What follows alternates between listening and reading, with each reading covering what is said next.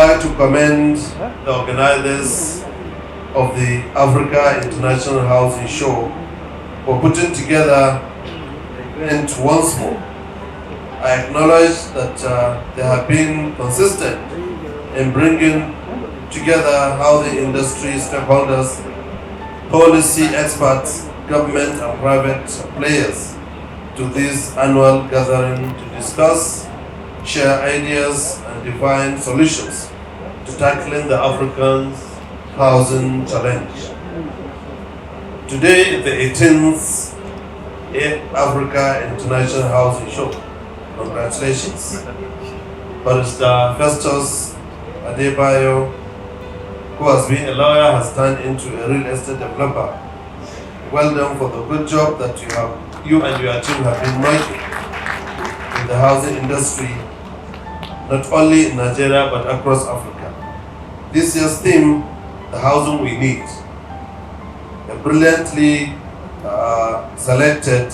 I have gone through the entire program and can see that the agenda topics are crafted around not only in the way that the key housing industry issues that are of interest to us. This includes building resilience and sustainable infrastructure, setting the port, minding the gap, financing for low-income earners, data, innovative solutions, local building materials, manufacturing, effective and land management, and prop tech, amongst others. Beyond the subject matter, we also have here at this conference some of the best minds and brains and authorities in the housing sector. I want to applaud you all for traveling locally and internationally over long distances to participate in this event. It is my belief that this forum will produce insightful solutions and actionable conclusions that will add to our individual and collective efforts to update the delivery of affordable housing to our citizens across Africa. With limited financing, it is important for us as a continent to adopt a ground-up approach and domestic strategy that takes us into consideration the peculiarities of our housing needs. This will help us in developing sustainable and resilient housing solutions that meet the needs of our people. Your Excellencies, distinguished ladies and gentlemen, as you are all aware, housing is basic need and the right of every human being. However, while housing is a right, access to it depends on the financial ability of individuals and the capacity and will of government to intervene to create the enabling environment for its provision. We all know that the current state of housing in our continent is far from where it ought to be. Last month I was in Kenya, someone was saying it's 51 million, out of which Nigeria has a deficit of over 50% or 28 million. Today I heard it's almost 90 something million. We know all that the current state of housing in our continent is far from where it ought to be. We have a dual challenge of inadequate housing supply to meet the population growth and substandard housing which does not meet the conditions of habitability, safety, security, comfort, sanitation, and accessibility, according to the World Health Organization, or to meet the requirements of the World Health Organization and the UN. It's a continued problem in Nigeria, for example. Recent surveys show that 75 of the 42 million housing units we have are substandard. This means that our housing delivery strategies must include urban renewal and slab upgrading, and then also the building of new houses to address the housing solutions or challenges we are having. For us at the Ministry of Housing and Urban Development, this is the line of path we have taken. Also, it's important for us always to keep in mind that the issues of housing sector cannot be tackled in isolation. They cut across the entire housing value chain that one of the speakers or the last speaker has said, from land to infrastructure deficit to housing construction to high construction costs, household demand, inadequate access to affordable financing options, amongst others. So in Nigeria, while we acknowledge these challenges, we are occupied that we are encouraged that we can make difference in our time. Since August 2023, when we came on board, we have adopted a value chain approach to fixing Nigeria's housing problems. We have developed and have commenced the implementation of reforms that will help us rewrite the housing and urban landscape. In January this year, we inaugurated 4 housing reform task teams, focusing on producing a blueprint that will guide us in improving land governance, strengthening federal housing agencies such as the Federal Housing Authority and the Federal Mortgage Bank of Nigeria, and ensuring that they leverage their collective capacities to increase the stock of housing, affordable housing in Nigeria. Another area of focus is encouraging the local manufacturer of building materials. We aim to establish building material manufacturing hubs in each of the 6 geographical zones across the country so that we can lower the cost of construction materials and housing delivery. We are actively seeking partnerships toward the delivery of these hubs, and we open to partnerships from technically and financially capable institutions. And the housing sector reform task teams are in the process of finding or finalizing their reports, and we are poised to examine and implement these reforms or recommendations to move the housing sector forward in our country. We have also started implementing the Renewed Hope Cities and Estates program, where we aim to deliver a total of 50,000 housing units across Nigeria under Phase 1. The cities are to have 1,000 plus housing units per site in one location in each of the 6 geographical zones of the country and FCT, while the estates will have 250 housing units per site in the remaining 30 states of the Federation. So far, we have done groundbreaking for a total of 6,612 homes in 13 states across Nigeria. The Renewed Hope Cities target all income brackets with 1, 2, and 3 bedroom block of flats, 2, 3, and 4 bedroom terraces, 4 and 5 bedroom duplexes. The Renewed Hope estates are designed for low and medium income earners with 1, 2, and 3 bedroom semi-detached bungalows. We use organic designs where 1 bedroom can be expanded to 2 and 3 bedrooms as the income of beneficiary increases over time. The funding for these projects is from a mix of sponsorship, the budgetary allocations, the Federal Mortgage Bank of Nigeria, and the public-private partnership with reputable developers and the Family Homes Funds Limited. Sustainability is also a key part of our Renewed Hope Cities and Estates program.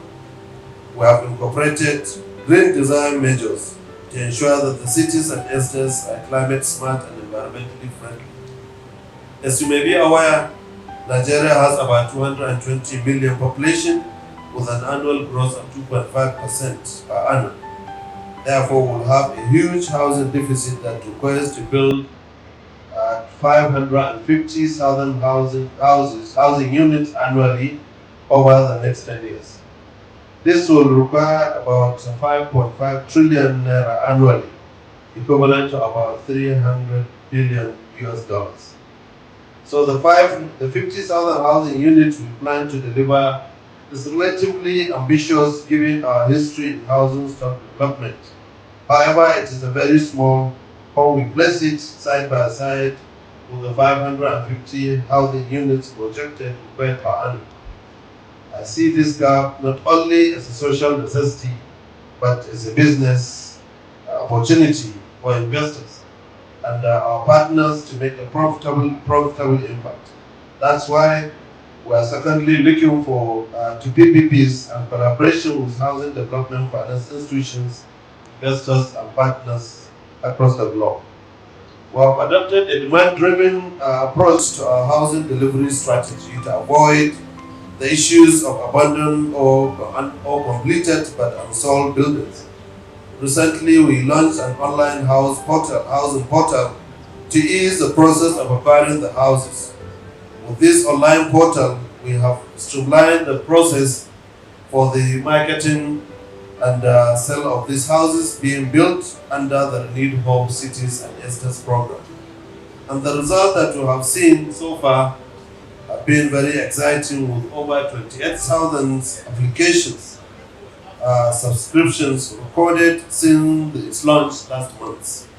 This is helping us to plan, to also underscore the importance of data and adopting a need-based, market-driven approach to housing delivery.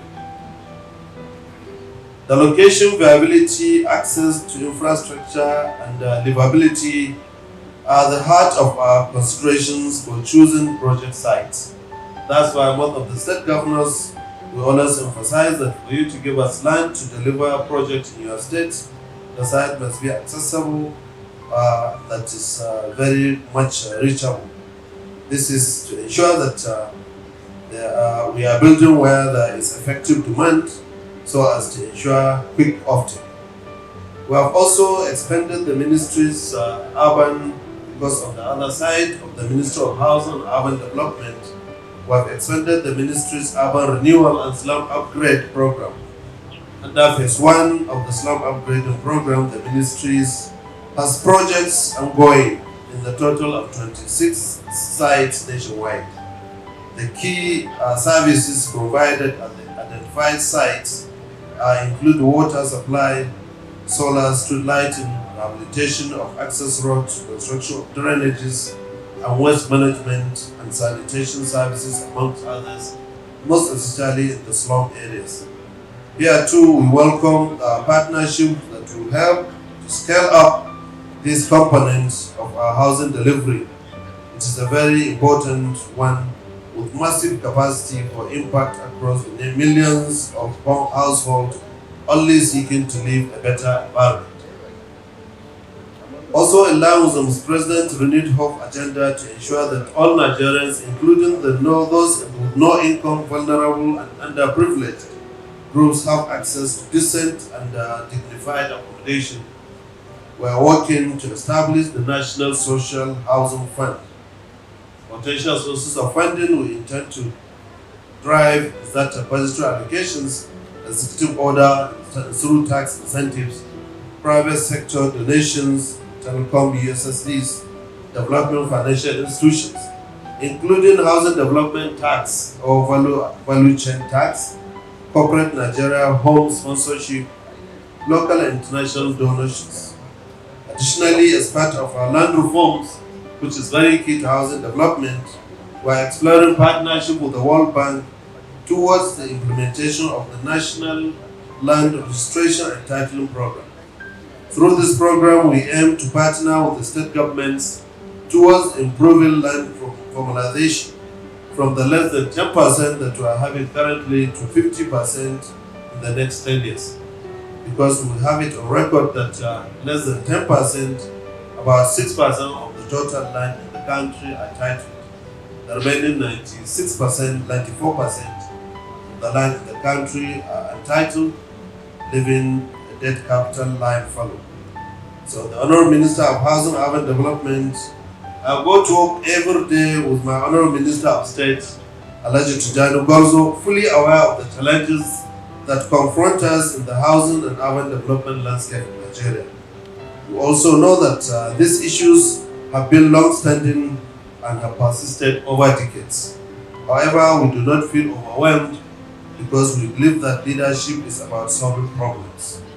So I'm using this opportunity to officially call on all stakeholders, housing development institutions, local and international, and corporate organizations who believe that they can add value to send us partnerships, proposals for considerations.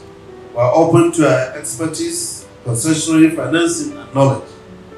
We are all leaders. Africa is looking up to us for practical solutions. As we gather here to deliberate, let us not become lost in our own theories.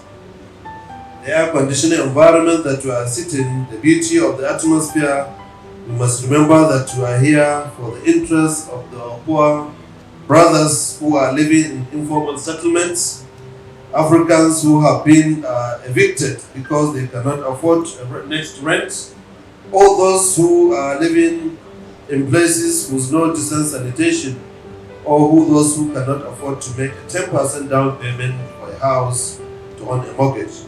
We must not, or rent on. We must not lose sight of this heavy duty that is on our heads. We are the ones to find solutions to their challenges. Mr. Festus and his team have put together this platform so that we can share ideas and also learn from our experiences, just as the chairman of the occasion gave us his own wonderful experiences in land banking, and be better armed to make a difference in our various spheres and areas of impact and influence. I remember immediately he sat down, 2 or 3 people came to tell him, "Sir, I want to come and see you after this conference." Maybe they want to come from that experience of land banking. Let us participate fully, take the ideas and insights, and leave this place with the resolve to make tangible differences in housing delivery in our countries. Here at the Ministry of Housing and Urban Development, we are ready, willing, and open to ideas, partnership, collaborations that will help us fix systemic challenges and expand quality housing to all. Get credible and authentic housing news at your fingertips by downloading the Housing TV mobile app. You can also join the African International Housing Show live from across the globe through the Housing TV mobile app. The mobile app features live streaming and trending housing news. You can locate the AIHS venue via the app, network with AIHS seasoned speakers, and live chat with exhibitors. You can also order house or building materials at AIHS via this app. Download the Housing TV mobile app now from the App Store and Google Play Store. And don't forget to click on the notification button. Available for both iOS and Android users. Housing TV is also on Star Times, channel 149 decoder.